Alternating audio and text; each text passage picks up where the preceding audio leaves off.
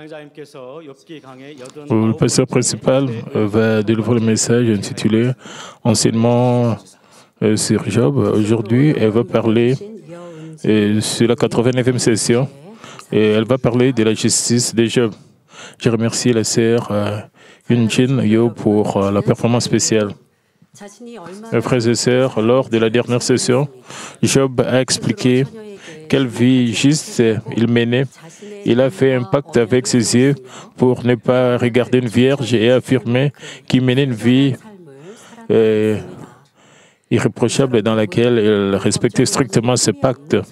Comme nous pouvons le voir, Job était une personne irréprochable au regard de la loi. Pourtant, parce que Dieu voulait que Job soit parfait même au cœur, il est raffiné. Pour Dieu, nos actes sont importants, mais notre cœur compte encore plus. À l'époque de Jésus, les scribes et les pharisiens non seulement observaient strictement les lois, mais ils observaient aussi minutieusement les traditions des anciens transmises par leurs ancêtres. En offrant la dîme, ils comptaient même les feuilles et les tiges des petites plantes. Pourtant, ils ont négligé la justice, la miséricorde et la fidélité. Et c'est pourquoi Jésus leur a fait des reproches en disant « Malheur à vous, hypocrites ». Alors que leur cœur était rempli de péché et de mal, ils étaient fortement concentrés sur les actes. Autant nous parvenons à la justice, nous accomplissons la justice, la miséricorde et la fidélité dans nos cœurs, c'est-à-dire autant nous circoncisons nos cœurs et changeons dans la vérité, autant nous manifestons naturellement les actes d'observance des lois. Nous adorons et prions de tout notre cœur, offrons la totalité des dîmes et des offrandes et nous nous engageons à travailler et à servir le royaume de Dieu. De plus, si nous respectons sincèrement les lois, Dieu reconnaîtra notre cœur et nous conduira à atteindre rapidement la justice, la miséricorde et la fidélité. Autant notre âme prospère, autant nous sommes aimés et bénis par Dieu. Par conséquent, j'espère que vous deviendrez des croyants blés, c'est-à-dire des bons croyants qui atteindront la sanctification de leur cœur ainsi que dans leurs actes et recevront l'amour et la reconnaissance de Dieu et bénéficieront d'abondantes bénédictions, tant spirituelles que physiques. Dans le passage, Job mentionne dans Job 31:4, Dieu n'a-t-il pas connu mes voies, n'a-t-il pas compté tous mes pas? Ayant pris de ses pères, Job était conscient que Dieu sonde toutes choses. Il admet le fait que Dieu connaissait tout de fond en comble, surveillant ses voies et comptant tous ses pas.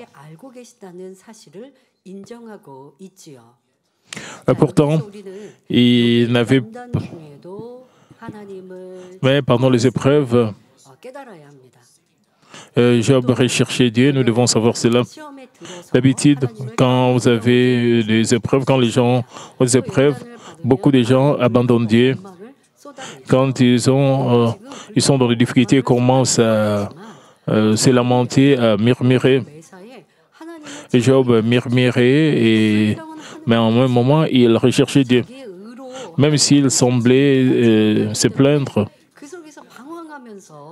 parce qu'il ne comprenait pas la volonté de Dieu, il s'est demandé. Mais quand nous observons de près ces remarques, il reconnaissait Dieu, il recherchait Dieu. Quand vous vous plaignez, vous ne devez pas dire « Je suis juste comme Job ». Puisque Job était en train de se plaindre, je me plains aussi.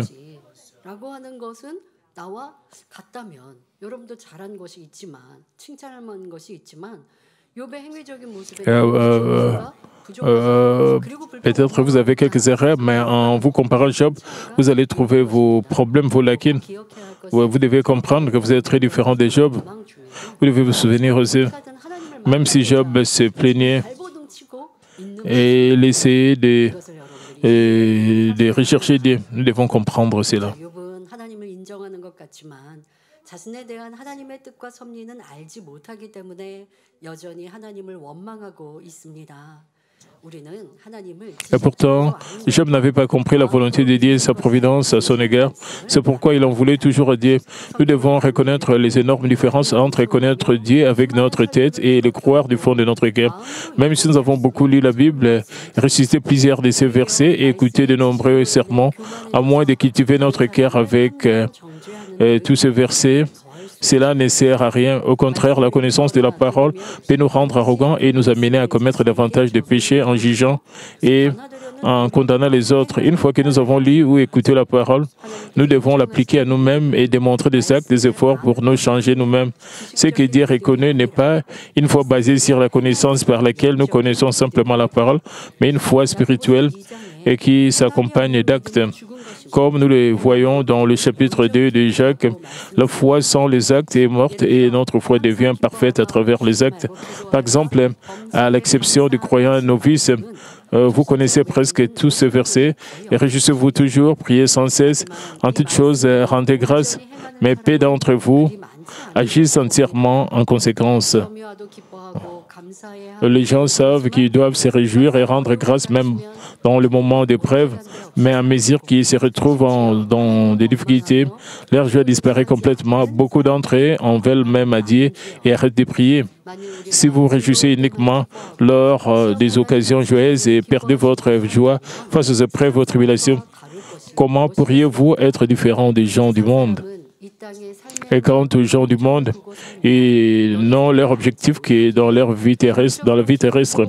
Ne connaissant pas le monde spirituel, ils ne se réjouissent que des occasions joyeuses et heureuses. Autrement, ils sont aux prises avec des soucis, des inquiétudes, du chagrin, des afflictions.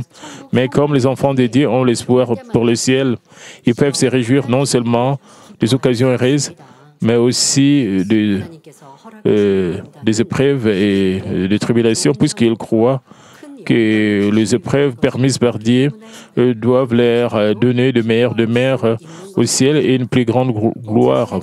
Ils peuvent rester joyeux même au milieu des épreuves, même s'ils sont mis à l'épreuve par leur faute. Ils sont toujours reconnaissants, sachant qu'ils seront jugés plus convenables devant Dieu s'ils se répandent et se détournent du mal. Alors que nous sommes confrontés à une situation difficile dans notre marche avec le Seigneur, que nous soyons inquiets et pleins de ressentiment comme Job, ou que nous restions joyeux et reconnaissants, cela dépend en fait de compte de notre foi. Si Job avait fait confiance à la toute-puissance de Dieu et avait véritablement compris sa volonté, il aurait fait des confessions d'action, de grâce plutôt que des versets de plainte et de ressentiment et il se serait appuyé sur Dieu et jusqu'au bout. Ce problème, et s'était appuyé sur Dieu jusqu'au bout. Ce problème aurait alors été résolu plus tôt. Bien sûr, si Job avait déjà eu un tel état d'esprit, Dieu ne lui aurait même pas permis d'éprouver les difficultés. Job parlait comme s'il connaissait Dieu, disant que Dieu le surveillait ses voies. Pourtant, il ne connaissait pas vraiment Dieu. Incapable d'agir selon la volonté de Dieu, il ne parvenait pas à résoudre ses problèmes. Dans le verset suivant, Job explique à nouveau à quel point ces jours passés étaient justes. Pendant que vous écoutez ce message, je vous exhorte à continuer de vous comparer à Job. Job a dit dans Job 31:5, « Si je marchais dans le mensonge, et si mon pied a couru vers la fraude, » Job a affirmé que la manière dont il marchait n'était pas un mensonge et qu'il n'avait pas précipité ses pas après la fraude.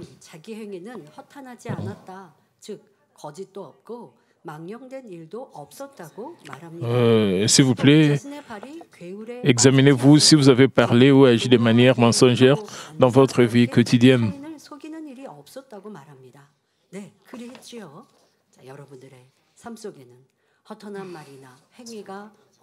Quant aux gens d'aujourd'hui, plaisanter entre eux fait désormais partie de leur vie. Une personne qui sait raconter correctement des blagues est considérée comme pleine d'esprit. Cependant, la plupart des blagues que les gens partagent contiennent des exagérations, des tromperies, et elles finissent donc facilement par être et paroles fausses. Nous devons savoir que Dieu n'aime pas de paroles et les actes de mensonge, alors que l'ennemi diable les aime. De plus, lorsque nous organisons un rassemblement ou un événement à l'église, nous devons jamais calomnier qui que ce soit, éloigner certains membres des autres et faire des commérages sur un frère. Lorsque nous partageons des témoignages émouvants, discutons spirituellement, louons et prions, Dieu ensemble, Dieu est ravi. Comme nous trouvons dans 1 Pierre 4, 11, si quelqu'un parle, que ce soit comme annonçant les oracles de Dieu, nous devons nous abstenir complètement des paroles fausses comme le blague, les calomnies, etc. Quelle que soit l'occasion, nous devons dire uniquement la vérité, comme si nous prononcions les oracles de Dieu.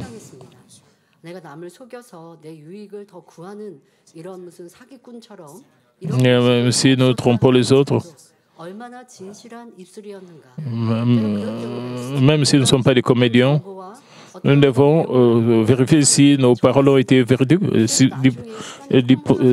Disons que nous avons quelques informations et nous délivrons ces informations. Après le passé d'état, nous réalisons que ces informations étaient fausses. Comment est-ce que vous allez corriger l'information que vous avez délivrée aux autres alors vous irez aux autres pour dire que ces informations étaient fausses? Et spécialement, si vous avez fait des commérages contre les autres, vous devez corriger cela. Vous devez être sûr de faire cela. Même si vous avez fait des remarques, donc vous avez dit quelque chose, que vous avez fait des commérages sur lesquels... Mais plus tard, vous réalisez que ce n'était pas correct, que vous aviez tort. Et vous trouvez que vous aviez tort. Et après quelques jours, même si c'est là, après un long, vous devez corriger l'information.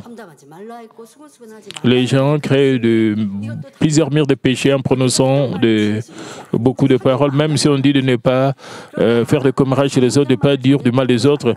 Les gens font cela, mais ils ne confirment même pas les faits, mais ils prononcent des choses et ils ne sont pas sûrs de tout cela.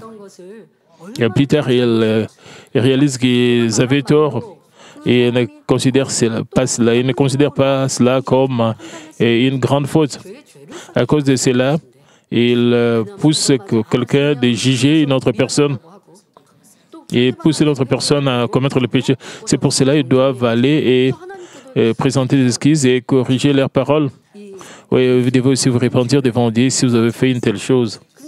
Comme vous pouvez le voir, les paroles des gens créent beaucoup de murs de péché, mais les gens oublient à ce sujet et pensent que ce n'est pas grave. Et c'est pour cela, c'est de cette manière que le mur de péché est érigé. Ce n'est pas seulement de tromper les autres, de prendre les choses des autres. Si vous n'êtes pas véridique, vous devez savoir ce que vous devez dire et ce que vous ne devez pas dire. En faisant un rapport, si vous avez commis une erreur, vous ne devez pas couvrir cela. C'est aussi un attribut de tromperie. Techniquement, vous devez vraiment vous examiner de près pour que vous puissiez être trouvé plus véridique aux yeux de Dieu.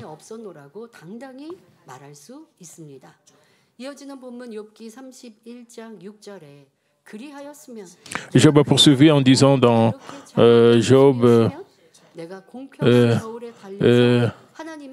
31:6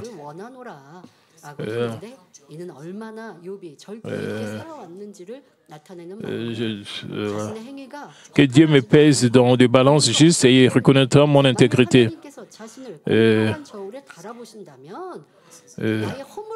C'est-à-dire, c'est ce que Job a dit. Donc, Job a soutenu qu'il ne marchait pas dans le mensonge, il n'avait aucune tromperie. Et si Dieu le mettait sur une balance précise, il remarquait son intégrité parce que Job n'avait rien fait d'injuste selon ses croyances. Il a parlé fièrement de sa vie sans aucune honte. Dans le monde, Et certaines personnes affirment leur justice tout en menant une vie injuste. D'autres réclament fièrement leur innocence parce qu'ils ont vécu une vie honnête selon leurs normes. Mais à la lumière de la vérité, on ne peut pas dire que tous ont raison. Comme dit dans Romains 3,10, selon qu'il est écrit, il n'y a point de juste, pas même un seul, personne n'est pur et juste à la lumière de la parole de Dieu. Même Job, qui était irréprochable dans ses actes, a traversé des épreuves pour atteindre la perfection. Même si nous ne sommes pas à la hauteur de Job en termes de bonté et de justice, comment pourrions-nous affirmer notre intégrité? Nous devrions toujours réfléchir sur nous-mêmes avec la parole de Dieu comme miroir et peser nos actes à l'échelle précise, à la balance précise de la vérité. Comme nous vivons ici, nous pouvons nous comparer aux païens. Vous pouvez penser que je suis meilleur que ces gens-là. Et ce sont des pensées qui ne sont pas nécessaires. Dieu évalue selon la vérité. Dieu ne vous compare pas aux autres. Dieu ne vous évalue pas de cette manière. Que le standard, quel est votre ça? Ce doit être la parole de Dieu, la vérité. Nous devons nous comparer aux ancêtres de la foi, aux gens justes. Alors vous allez découvrir beaucoup de vos défauts. C'est de cette manière que vous devez vous examiner vous-même. Quand vous comparez à notre Seigneur, vous pouvez trouver vos défauts, alors vous allez devenir humble. Même si vous découvrez vos défauts. Et quant à moi, je me discipline. J'essaie de... Quand je fais quelque chose, je ne pense pas que je fais quelque chose de bien. Même quand j'ai servi comme leader de louange, même comme prédicatrice, j'ai toujours essayé de trouver mes défauts. Mais quand le membre d'église me complimente, je me sentais un peu embarrassé. Et je ne répondais pas, je ne réagissais pas. Et je ne dis pas, ou bien, oui, j'ai fait un très bon travail. Même quand le membre d'église me complimente, me félicite, je ne réagis pas. Je me sens embarrassé. Parce que je ne pense pas que je suis meilleur. En parlant de l'estime de soi, les gens du monde parlent de cela. Et quand je grandissais,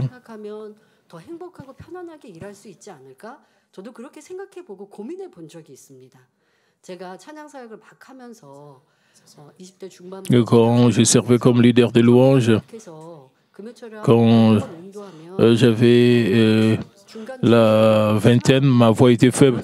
Quand je dirigeais la veille de vendredi, et ma voix devenait rauque.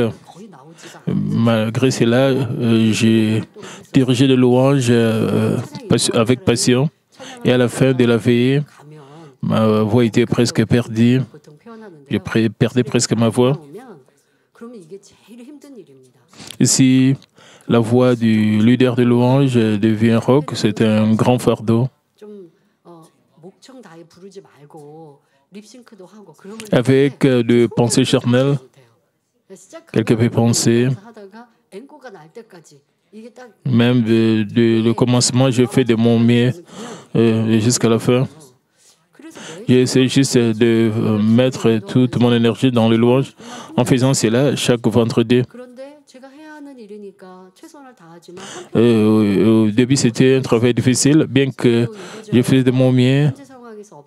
J'ai donné le meilleur de moi-même. C'était très difficile. J'ai essayé de faire de mon mieux. Je savais que Dieu le Père allait accepter mon arôme. Et j'ai essayé d'offrir un arôme pur et clair. Et ma voix s'est améliorée de plus en plus.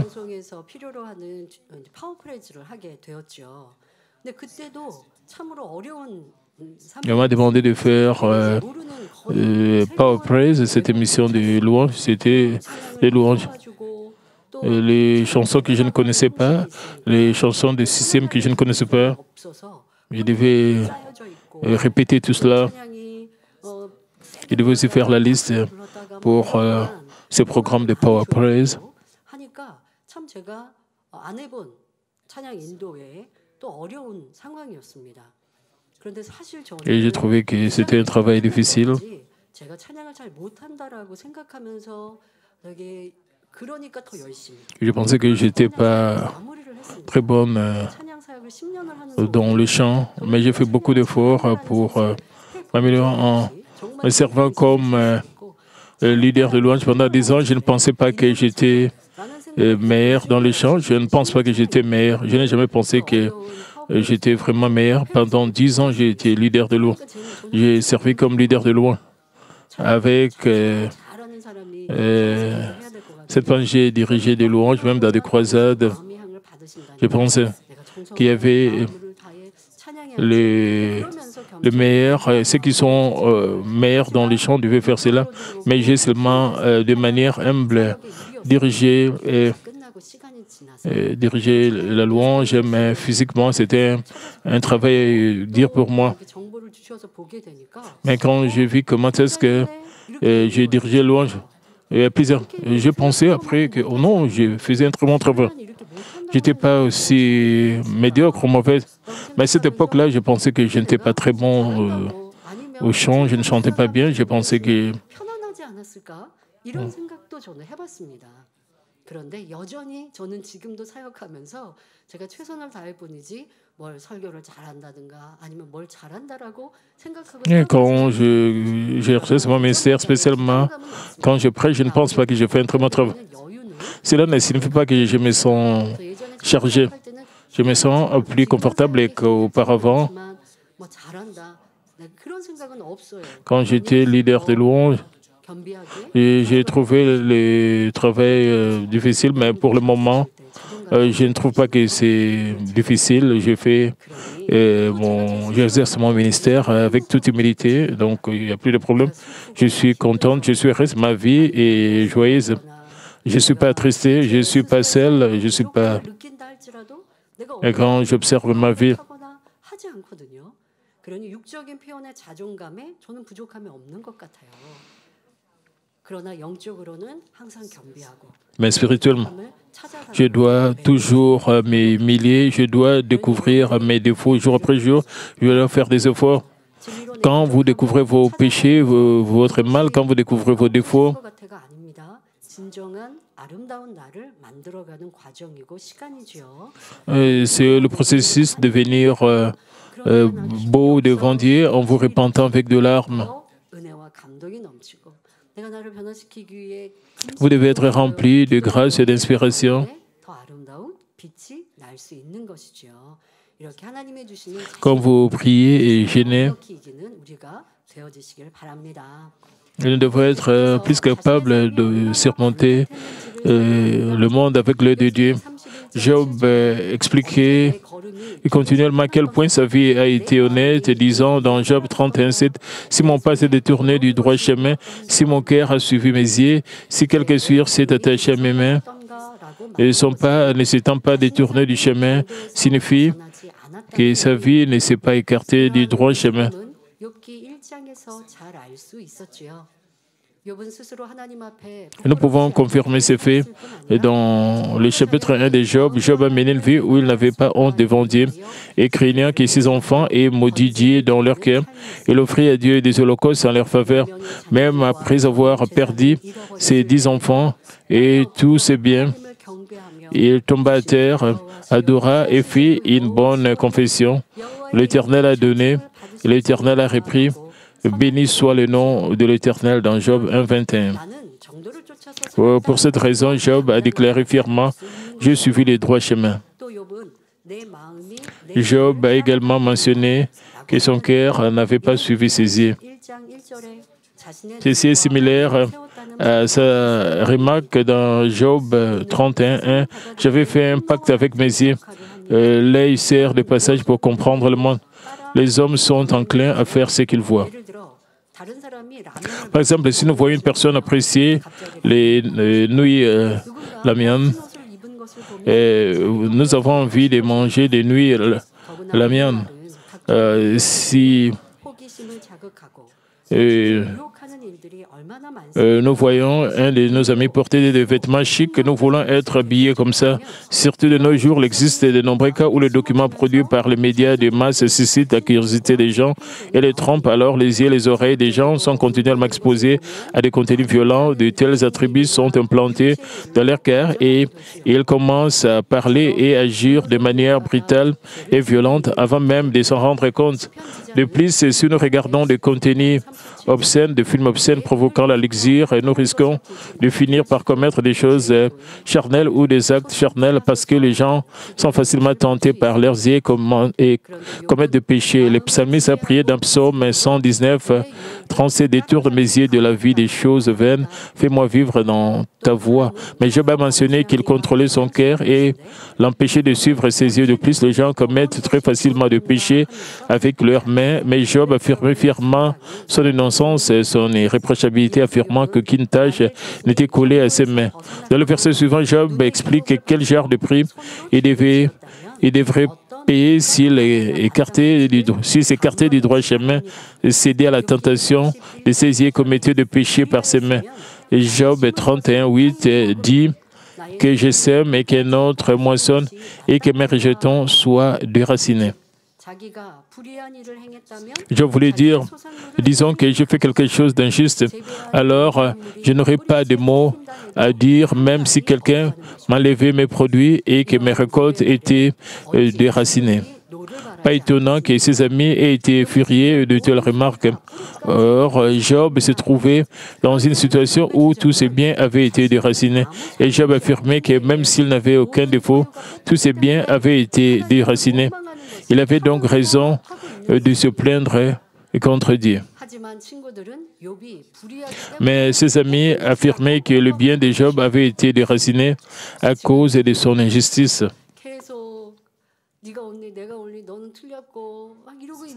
Ils insistaient qu'ils avaient raison. Ils ont continué à se disputer. Et Job s'accrochait à son avis et disait, « J'ai mené une telle vie, pourquoi Dieu m'a puni ?» Et il était en train d'en vouloir à Dieu. Il avait des ressentiments contre Dieu. Mes frères et sœurs, ce que nous devons noter ici, c'est que la perspective de Dieu est différée de celle de Job et de celle de ses amis. À savoir la vérité, les propres pensées de Job et celles de ses amis étaient différentes les unes des autres.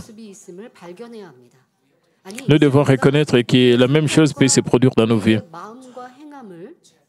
Nous devons examiner nos cœurs, nos pensées, nos actes. Nous devons l'examiner au point de vue de Dieu, au point de vue des autres, et cela sera très intéressant. Vous pouvez dire que mes actes sont juste selon ma perspective, mais quand nous pensons aux autres, ils considèrent que cela n'est pas juste. Ils disent quelque chose qui est contraire à nos pensées. C'est-à-dire que leurs pensées sont contraires à nos pensées. En outre, nous devons discerner si quelque chose est bien ou quelque chose est bien ou mauvais selon la parole de Dieu. Nous ne devons pas avoir de ressentiment, nous devons découvrir les choses qui sont justes selon la perspective de Dieu. Et parfois, lorsque nous disons « cette voie-ci est la bonne », d'autres disent « cette voie-là est la bonne ». Mais Dieu pourrait juger que les deux voies sont mauvaises, alors qui a raison? Seul Dieu a raison, qui est la vérité elle-même, c'est Dieu qui a raison. Aujourd'hui, alors que nous vivons dans un flot d'informations, de théories, de connaissances de toutes sortes, nous devons être d'autant plus prudents et discerner le bien du mal uniquement avec la parole de Dieu. Quand vous regardez les nouvelles, vous pouvez discerner la vérité. Nous devons être capables de discerner les choses dans la vérité en suivant les informations.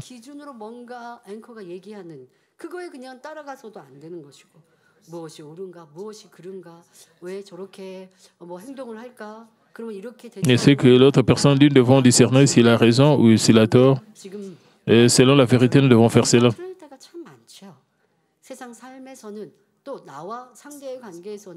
Dans la plupart des cas, c'est que les gens disent, ceux qui discutent, parfois les deux camps ont tort à la lumière de la parole.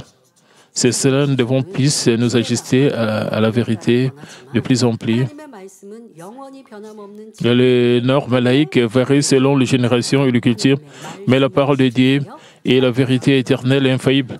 C'est pour cela que nous devons avoir la parole de Dieu comme standard. Même si Job et ses amis se disputaient et contestaient, insistant sur le fait qu'ils avaient raison, les deux parties avaient en réalité tort à la lumière de la vérité. La raison en était qu'ils insistaient tous sur ce qui était juste à leur propre yeux, non à ceux de Dieu. Ainsi, vers la fin du livre de Job, ses amis ainsi que Job se sont repentis. Dans les églises également, nous ne devons pas insister sur notre propre justice, mais nous unir dans la justice de Dieu. C'est seulement alors que nous pourrons porter de beaux fruits dans la paix. Veuillez garder à l'esprit que ce n'est que lorsque nous sommes trouvés juste aux yeux de Dieu, non aux yeux des hommes, que nous pouvons être unis dans la vérité et dans le Saint-Esprit.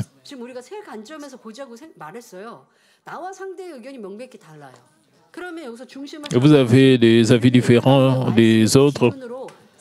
Vous devez établir la parole de Dieu comme le standard. Mais le problème, les gens ont tendance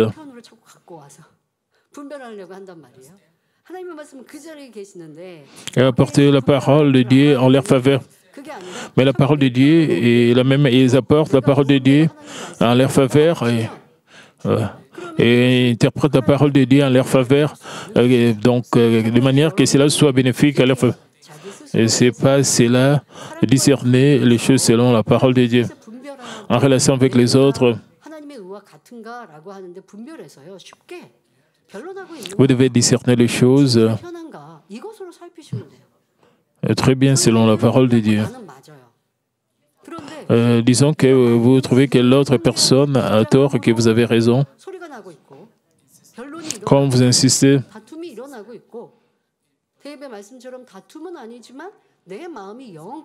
mais si vous avez des querelles, des disputes, et vous avez des ressentiments, des rancœurs, des rancunes, si vous êtes irrité parce que l'autre personne a commis l'injustice, même si vous dites que vous avez raison, vous ne faites pas un très bon travail. Disons qu'un membre de votre famille arrête de venir à l'église. Il est devenu absent de l'église pendant longtemps. Vous voulez qu'il puisse revenir à l'église et garder le sabbat. Vous pouvez dire cela, mais si vos paroles, vous élevez votre voix et vous blessez, vous dites aux membres de votre... Vous irez en enfer parce que vous ne venez pas à l'église. Et cela est rempli avec des ressentiments. Vous avez aussi tort. Pourquoi vous avez tort? Parce que vos paroles peuvent être juste parce que vous parlez d'une mauvaise manière à cette personne, cela n'est pas bien. Mais quand vous dites la vérité, vous devez être sage comment dire la vérité pour toucher l'autre personne. Vous pouvez voir le fruit. Si vous dites que ce qui est, et si Dieu vous garantit ou pas. Si vous recevez des réponses, si Dieu vous garantit, c'est que vous dites. Et cela devient aussi puissant. Tout ce que vous dites à l'autre personne, cela sera puissant et l'autre personne vous écoutera. Et le Saint-Esprit va inspirer votre cœur quand vous êtes garanti par Dieu.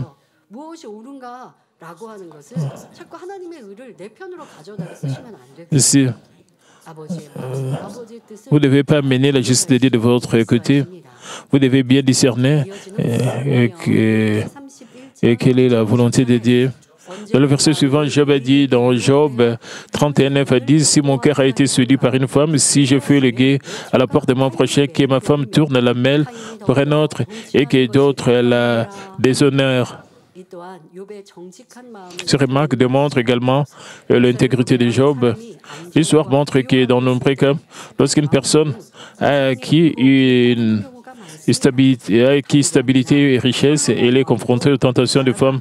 Quant à David et Salomon, alors que le pays était en paix et jouissait de l'abondance, ils furent tentés par les femmes et en subirent une grave épreuve. Même si Job n'a pas manqué de richesse, de renommée et de pouvoir ou quoi que ce soit, il n'a jamais cédé aux tentations des femmes, restant pire. C'est ainsi qu'il pouvait dire avec audace, si mon cœur a été séduit par une femme, et si je fais les guets à la porte de mon prochain, que ma femme tourne la mêle pour un autre et que d'autres la déshonorent. Dans le verset suivant, nous pouvons comprendre pourquoi Job s'est gardé strictement.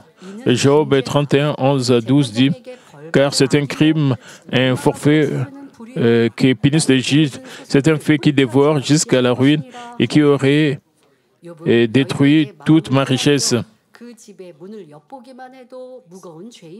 Job a fait remarquer qu'être attiré par une femme et se cacher à sa porte était un crime grave et punissable par les juges. En plus de cela, c'était comme un fait qui consume Abaddon et même tous ses gains étaient déracinés. Job a choisi des mots aussi extrêmes pour souligner que l'adultère est un crime qui mérite un châtiment si sévère. Ainsi, Job non seulement s'est abstenu de commettre l'adultère par des actes, mais il a même empêché son cœur d'être souillé par un tel mal. Job a ensuite énuméré ses actions justes et bonnes, comme nous le trouvons dans Job 31, 13. Si j'ai méprisé les droits de mon serviteur ou de ma servante lorsqu'ils étaient en contestation avec moi. Autrefois, quand il existait des classes sociales parmi les gens, les esclaves n'osaient pas réfuter les ordres de leur maître. Ils n'étaient pas autorisés à avoir leur propre opinion, mais devaient seulement obéir. Le fait que les esclaves hommes ou des esclaves femmes de Job aient porté plainte contre lui implique qu'ils ont dépassé leur position sociale. Cela démontre à lui seul comment Job a fait preuve de bonté envers ses esclaves et les a traités généreusement. Job a accepté leur réfutation, a pardonné leur désobéissance et les a aimés comme ses frères et sœurs. Ainsi, les esclaves pouvaient lui parler confortablement comme avec leurs propres amis en oubliant leur position. Parfois, ils grognent et se plaignent de ceci ou de cela et discutent. Même s'ils étaient esclaves, Job ne les traitait pas de manière irrespectueuse.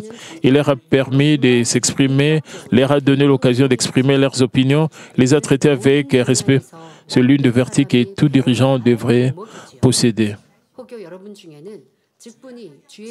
Est-ce que l'un d'entre vous reste fidèle à sa fierté simplement parce qu'il est pasteur, il est un pasteur, un ancien, une grande diaconesse ou un ouvrier de l'Église reconnu à l'Église?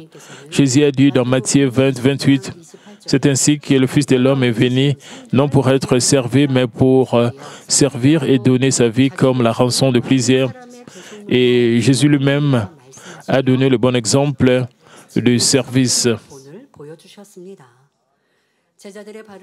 Il a lavé le pied de ses disciples et est mort sur la croix pour le pécheur, ouvrant ainsi la voie du salut. Alors qu'il servait le peuple au point de renoncer à sa propre vie, Dieu le Père l'a hautement exalté et a fait de lui le roi des rois et le Seigneur des seigneurs. Jésus nous a également enseigné la manière de devenir de grands et reconnus par Dieu.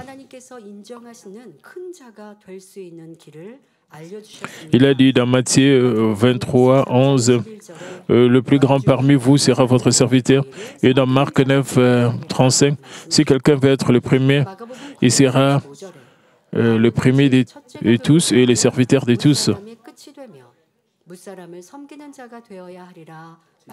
En particulier, à mesure que vous accédez à une position plus élevée et devenez un leader, vous devez avoir un grand cœur qui ressemble à celui de notre Seigneur et devenir un grand vase.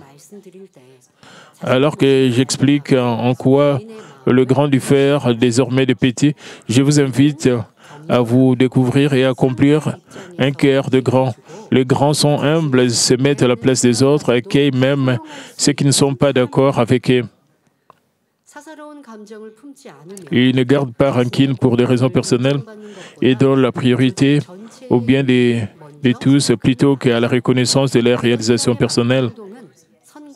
Les paroles, les actes de ces personnes sont porteurs de bonté et de vertu, de sorte qu'ils mettent non seulement fin au combat, mais qu'ils gagnent également le cœur de nombreuses personnes et ne sont pas agités par des questions insignifiantes, ne deviennent pas arrogants lorsqu'on les complimente ou ne se sentent pas découragés lorsqu'ils reçoivent des réprimandes sévères. Mais au contraire, si vous êtes toujours submergé par vos sentiments personnels et provoquez des querelles, vous êtes stupide et borné. Les bornés sont hautains, s'en tiennent à leur fierté, insistent sur le fait que leurs pensées et leurs connaissances sont les meilleures. C'est pourquoi de différents surviennent. Ils ne comprennent pas, ne pardonnent pas et ne servent pas les gens de différentes sortes. Ils ne peuvent pas découvrir leur propre mal ou leur transgression. Même si vous n'avez pas de disputes, vous pouvez être borné. Vous êtes étroit d'esprit, vous arrêtez de parler avec d'autres. Par exemple, dans une réunion, il y a beaucoup de gens, vous n'aimez pas quelqu'un, vous changez de face, donc votre expression faciale. Et les autres doivent considérer vos sentiments. Si vous êtes comme cela, vous devez savoir que vous êtes borné, vous êtes étroit d'esprit. Ceux qui sont grands ne sont pas comme cela. Même si quelqu'un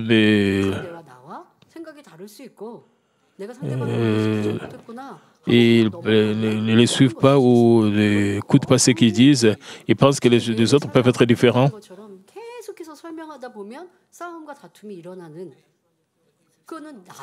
Et si vous essayez d'expliquer, vous insistez sur vos propres opinions, votre avis. Ça, c'est l'attitude moralisatrice où vous avez l'étroitesse d'esprit, vous devez corriger cela, vous ne devez pas être étroit d'esprit. Vous êtes borné, vous devez examiner votre expression faciale, vos paroles, votre attitude. Si les autres doivent vous considérer comme cela, c'est-à-dire vous ne voulez pas servir les autres, vous voulez être servi. Ils ne peuvent pas découvrir leur propre mal ou leur transgression. Même s'ils le peuvent, ils ne les admettent pas. Ils refusent de les rejeter, invoquant de nombreuses excuses. Les chrétiens donnent beaucoup d'excuses. Ils se justifient. Et n'admettent pas cela.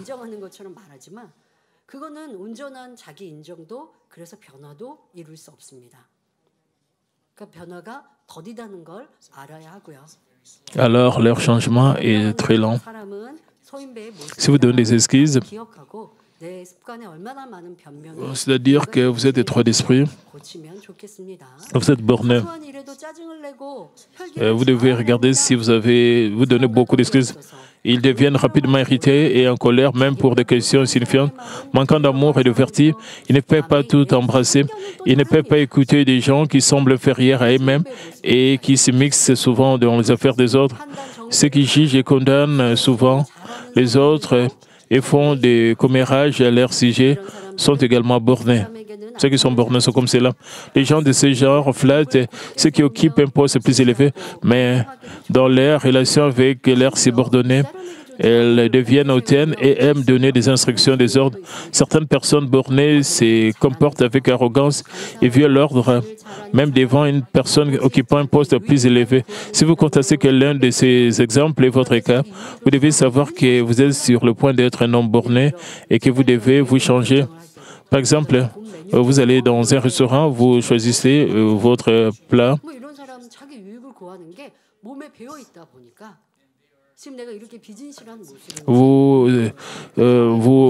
Vous choisissez le plat qui vous convient parce que vous recherchez votre propre intérêt. Vous êtes en groupe, vous mangez en groupe, mais vous mangez tout ce que vous aimez. Quand vous mangez avec les autres, vous devez aussi considérer les autres.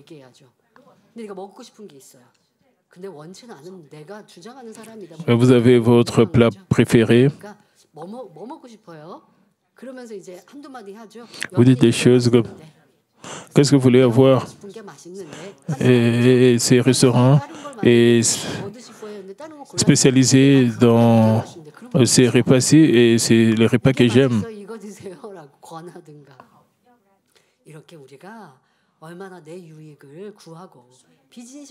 Et de tels gens poursuivent leur propre intérêt. Ils essayent de cacher leur tendance pour leur propre intérêt. Vous devez découvrir cela. On nous donne l'exemple des gens qui sont étroits d'esprit. Si vous trouvez que l'un de ces exemples est votre cas, vous devez corriger cela, vous devez changer.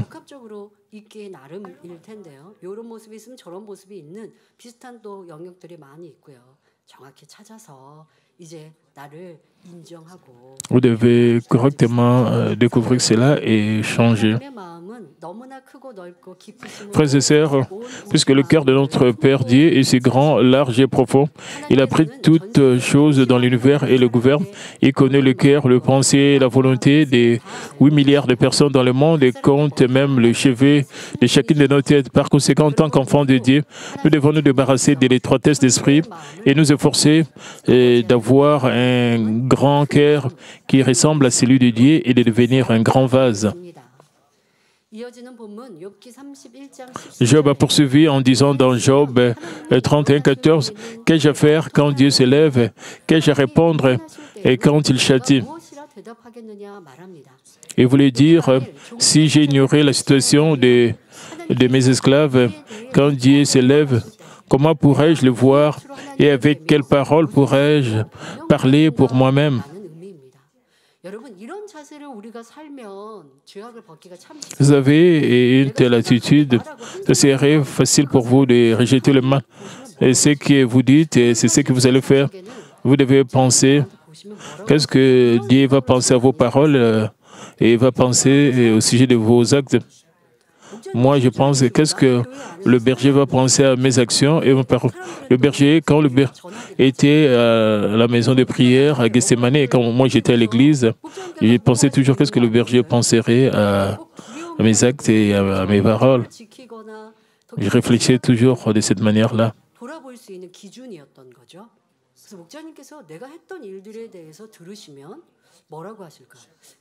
Et comment est-ce que le berger réagirait en écoutant mes actions et mes décisions? Je pensais toujours à cela. Et parfois, quand je faisais des choix, c'est de cette manière que je pouvais me contrôler. En traitant avec les ouvriers de l'Église et le membre de l'Église,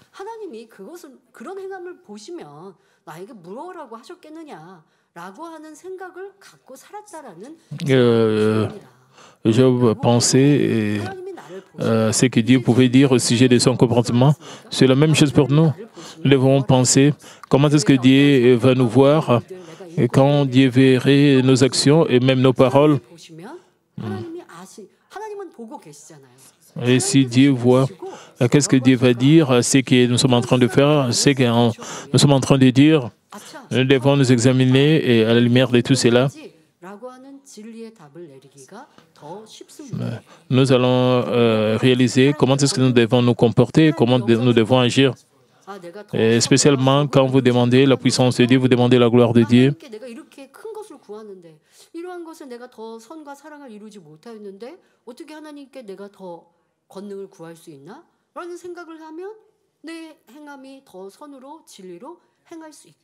De cette manière, vous pouvez changer.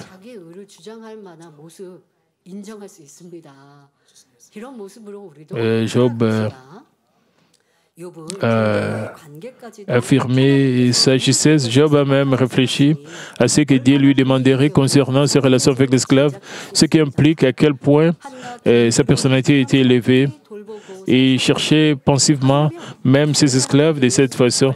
Alors pouvez-vous imaginer à quel point il devait être poli et respectueux dans ses relations avec les autres. Le verset suivant nous en dit davantage sur la manière dont Job aurait traité les autres.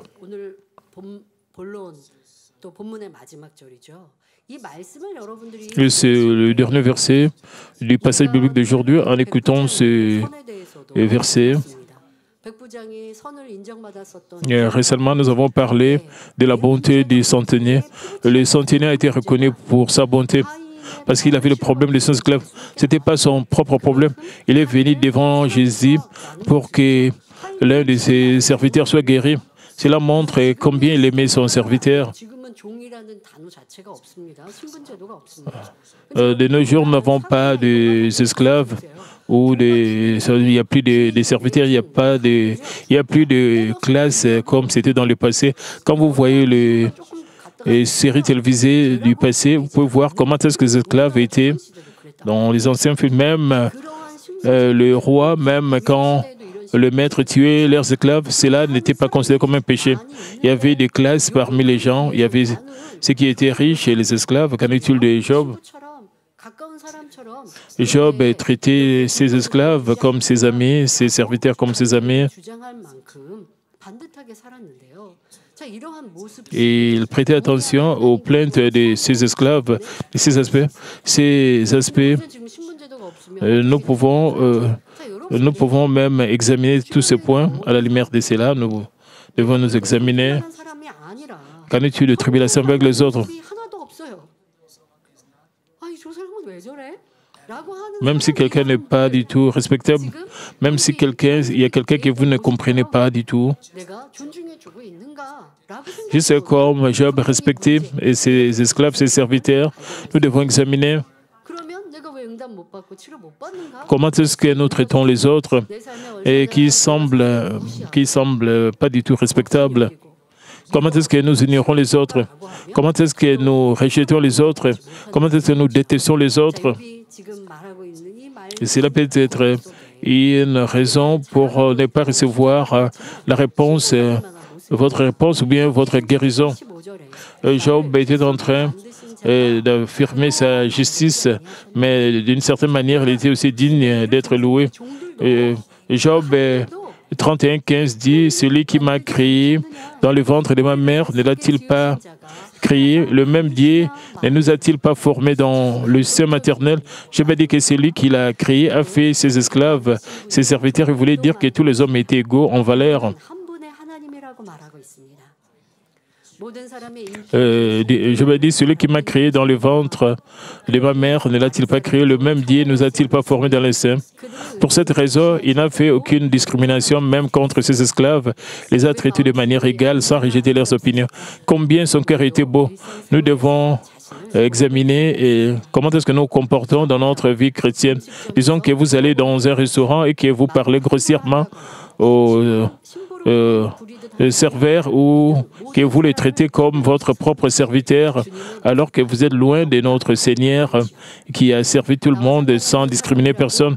Si vous traitez quelqu'un avec impolitesse et mépris parce qu'il n'a rien à voir avec vous, vous êtes loin d'avoir un cœur grand et large au service de tous. Les deux exhortent dans Philippiens 2:5 « Ayez en vous le sentiment qui était en Jésus-Christ. » Bien que notre Seigneur existait sous la forme de Dieu, il a pris la forme d'un serviteur et a été créé à l'image des hommes. Il s'est humilié et a obéi jusqu'à la mort. Ainsi, nous devons atteindre le cœur de notre Seigneur, accomplir le cœur de notre Seigneur, aimer tous les hommes et servir humblement.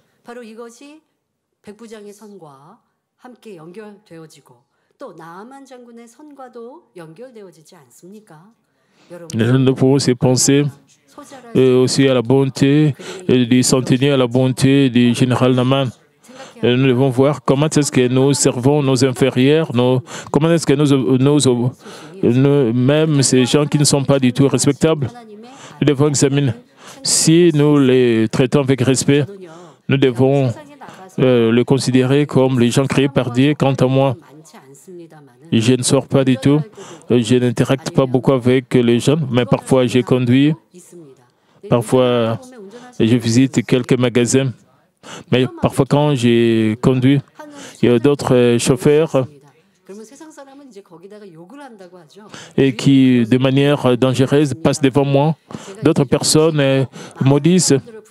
Et nous, les membres de ma famille, nous ne maudissons pas. Il y a des gens qui disent de mauvaises paroles, mais j'essaie de comprendre. D'autres passent juste devant moi et Je pense que peut-être ce chauffeur était, il est pressé. J'essaie de, mais il y a des voitures qui sortent rapidement et coupent même la ligne, même. Mais je ne dis rien, je comprends seulement que la personne peut-être était pressée. Il y a des gens qui peuvent même nous nuire. Nous pouvons aussi penser, et peut-être, il peut être membre de ma minorité. Nous pouvons chérir une telle personne.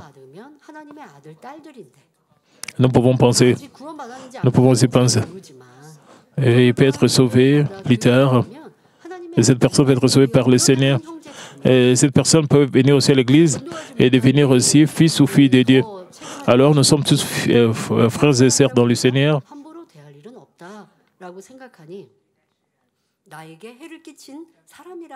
Avec de telles pensées, même ces gens du monde qui peuvent me nuire, qui peuvent me causer des dommages, nous ne devons pas avoir des rancœurs, nous devons mener notre vie avec une telle bonté. De cette manière, nous pouvons dégager l'arôme de Christ, comme j'avais confessé. Et il considérait ses esclaves, ses serviteurs, comme des gens créés par Dieu. Et le même Dieu et qui a créé même Job, a créé aussi ses esclaves ou ses serviteurs. Et ils peuvent avoir aussi des gens qui vous dérangent dans votre société, dans même votre patron. Vous devez les considérer comme les gens créés par Dieu. Plus tard, votre patron ou vos collègues de travail peuvent accepter les seigneurs et peuvent aussi devenir fils ou filles de Dieu. Vous devez les chérir, vous devez les considérer comme des précieux. Il y a des gens qui peuvent vous harceler, vous déranger. Au lieu de les détester, vous devez comprendre tous ces gens. Je vais conclure le message, frères et sœurs. Même si Job ne connaissait pas parfaitement la vérité, il se gardait pur de tentation de saisir. Il avait un caractère si élevé et qu'il respectait même ses esclaves sans le rabaisser. À propos, nous menons une vie chrétienne dans laquelle nous regorgeons de paroles de vérité. Nous avons également le Saint-Esprit qui nous enseigne le chemin de la vérité et nous guide en conséquence. Et il ne fait donc aucun doute que notre cœur et nos actions peuvent être meilleurs que ceux de Job. Et nous ne devrions pas seulement apprendre le mérite de Job, mais aussi essayer de ressembler à notre Seigneur qui a incarné le plus haut niveau de bonté et de service. Cependant, ce faisant, nous devons devenir un grand vase reconnu par Dieu. Nous pouvons agrandir et élargir notre cœur si seulement nous le voulons. En nous débarrassant de ces mauvais attributs comme la haine, l'avidité, l'envie, etc., en le remplaçant par la bonté, l'amour, nous pouvons rendre notre cœur plus grand, plus large. Une fois que nous deviendrons un grand vase, nous n'accepterons plus seulement ce qui nous plaise, mais nous accueillerons des personnes de toutes sortes. Embrasser beaucoup de gens, c'est s'abaisser avec douceur et les servir. Je prie au nom du Seigneur que vous deveniez de grands vases capables d'héberger de nombreuses personnes et que vous deveniez de grands vases au ciel, comme il est dit dans Psaume 37, 11. Les misérables possèdent le pays et ils jouissent abondamment de la paix. Et prions tous concernant